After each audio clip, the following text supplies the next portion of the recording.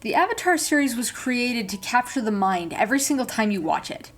And that's why it contains so many hidden gems that can only be discovered if you pay very close attention. However, watching it a million times doesn't necessarily guarantee the discovery of these gems, so we thought we'd share some of these in a video. You really won't believe what happened to Zuko's mom. Stick with us till the very end to find out. So we'll start with the fact that Katara and Toph's parents are actually non-benders. All through the series, we got to see the bending skills Toph and Katara portrayed. By the end of the series, they were both masters at their respective bending. For Toph, her parents were elites and were willing to pay any amount for her to learn basic earthbending skills, so it was easy to presume that at least one of them was a bender. But the reality is that neither of them could bend even the smallest amount of earth. They had only wanted her to learn the basic bending skills because she was blind. Well, she didn't even need a human tutor. She was taught by the original earthbenders, the Badger Moles. As for Katara, when the Fire Nation attacked their tribe, her mother had told the Fire Nation soldier that she was a waterbender. And that was the basis of the belief that Katara inherited her bending skills from her mother. Well, that belief is actually incorrect. Both of Katara's parents were non-benders, and her impressive skills are a blend of her natural talent and the hard work she puts into training. Another intriguing detail is the fact that Toph sleeps with her feet raised. For a person with sight to sleep, they have to close their eyes. And it's the same for Toph. When Aang met Toph for the first time, he couldn't believe she was blind because she could sense his every movement. Much later in the episode, she explained to him that her feet basically were her eyes, and she could even sense the tiniest movement. So, for her to sleep properly, she has to prop her feet so that she can sleep in peace. We saw this in the Boiling Rock episode where Sokka was sneaking away to find his father. They showed all the kids sleeping, and there we got to see Toph's unusual sleeping posture. The next is Aang's scar. When Azula struck down Aang with her powerful lightning, it left a scar on the Avatar's foot as it passed through to get to the ground. Usually animators would forget to add the scar in subsequent episodes because they consider it kinda insignificant. But in subsequent episodes of the series, we keep seeing the scar, and it points out the movie producer's attention to detail. It's really pretty cool. The next is Yin and Thon, the couple that keeps appearing in the series. This couple kept reappearing in the series, but only a few will notice. They didn't play any particular role, but their reappearance is a hidden gem on the show. In Zuko Alone, where Zuko was wandering around, hungry and alone, he saw some people from afar and thought of stealing from them. As he got closer, he found out it was a pregnant woman and her husband, so he decided to let them be. That couple was Yin and Thon. In another episode, the Avatar team also met the couple as they were about to cross the Serpent's Pass.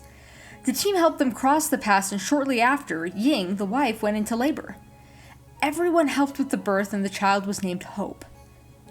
Another moment to discuss was an incident that occurred when Aang met King Bumi for the first time in the series. Before Avatar Aang got frozen for 100 years, he was actually friends with Bumi.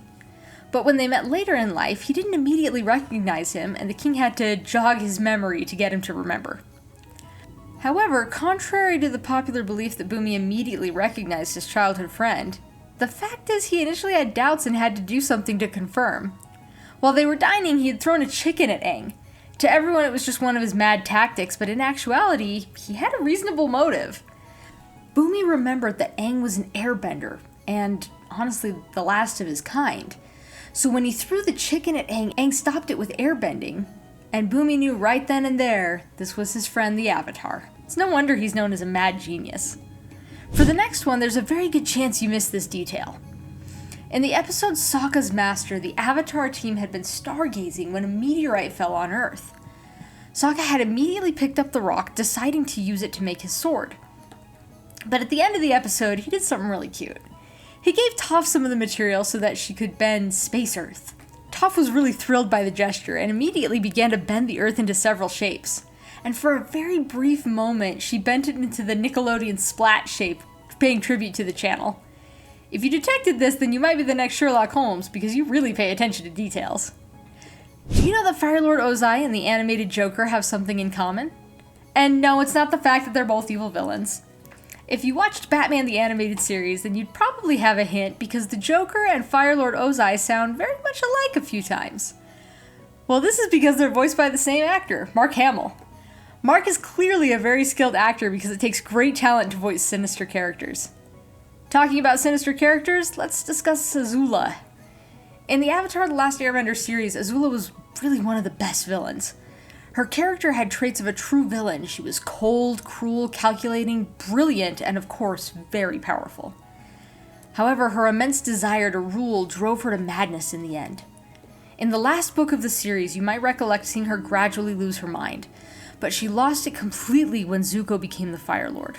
Everyone who saw the end of the show could see her slowly lose her grip on reality, but only a few fans were aware that she actually was locked up in a mental institution to get proper treatment. It wasn't shown in the Last Airbender show, but was discussed in some Avatar-themed comics and novels. In Avatar The Last Airbender, we all know how Toph acted so tough and sassy, but despite that, she had a huge crush on Sokka, and it was quite evident. But do you know that she only blushed twice in the entire series? Once was when Sokka returned from training after being away for so long. She had missed him while he was away, and when he returned, she had blushed so hard. And the second time was when she was gifted her Earth from space. She'd been so happy that she blushed inwardly. She even made a bracelet out of the meteorite so she could wear it all the time. It's cute, right? Then there's the mysterious reappearing statue. In Avatar The Last Airbender, Iroh often bought some pieces of junk while Zuko was busy chasing Aang. On his quest, he stumbled upon a statue of a smiling dog-like figure with red gems as eyes and a necklace around its head. It wasn't clear if Iroh purchased the statue, but then in Season 3, Episode 7, The Runaway, this same statue was seen in a pile of Team Avatar's belongings. How did it get there? Did any of the team purchase it? Did Iroh purchase it and leave it there sometime? That remains a mystery. Another interesting detail is the appearance of Avatar Roku in the cloud. Now, the past Avatars played a very important role in grooming Aang for his role as Avatar, but Roku played the most important part. There are several appearances of Roku throughout the series. He was the one who convinced Zhang to train Aang in firebending. Roku also taught Aang how to save the moon spirit. But you might have missed the part where he appeared at the end of the Southern Air Temple episode. As Appa flew off with Katara, Sokka, and Aang, the Avatar looked back and saw the shape of Fang, Roku's dragon, and Roku himself. So moving on to the next. Do you know that Zuko was nearly thrown over a castle wall as a child? Well, yes, he was. When Zuko was born, his father Ozai didn't see the spark of a firebender and decided that it was better to have no son than to have a non-bender as a son. So he asked Zuko to be taken care of. Zuko's mother had to plead for mercy. Luckily enough, he showed his firebending not long after. And as promised, let's discuss what happened to Zuko's mother. Remember the night Zuko's mother disappeared? Well, this is what actually went down. She had killed Fire Lord Azulon because he had ordered Ozai to kill Zuko. Afterwards, everyone thought she was dead, but she wasn't actually dead. She went on to start a new life. She had gotten her face changed by the spirit called the Mother of Faces, then started a new family with her ex-lover Ikem.